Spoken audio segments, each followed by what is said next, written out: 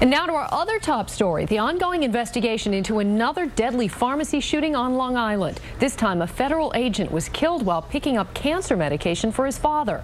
Now, multiple agencies are looking at this as a possible friendly fire incident. Kirsten Cole is live in Seaford with the details. Kirsten?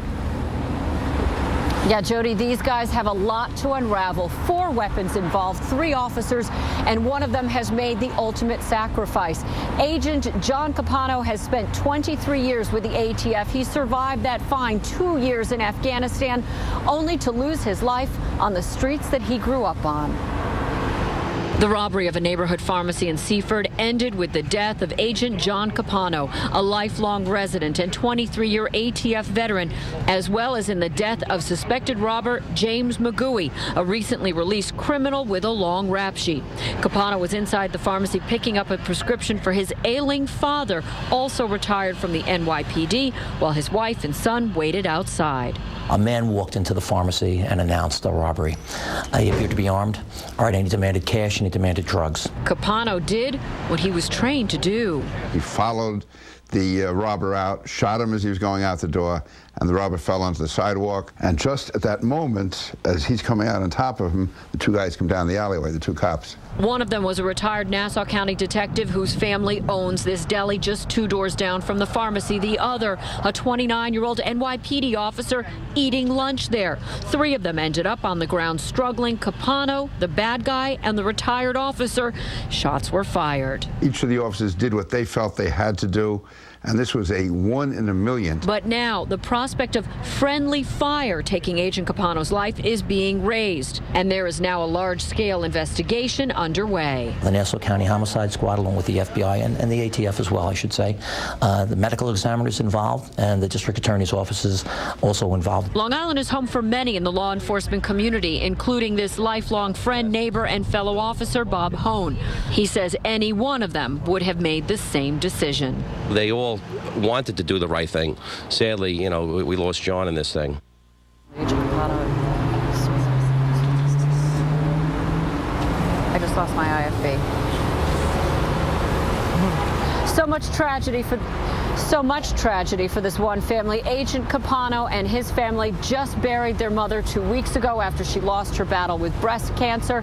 He will be laid to rest this Friday, and it is such a shame.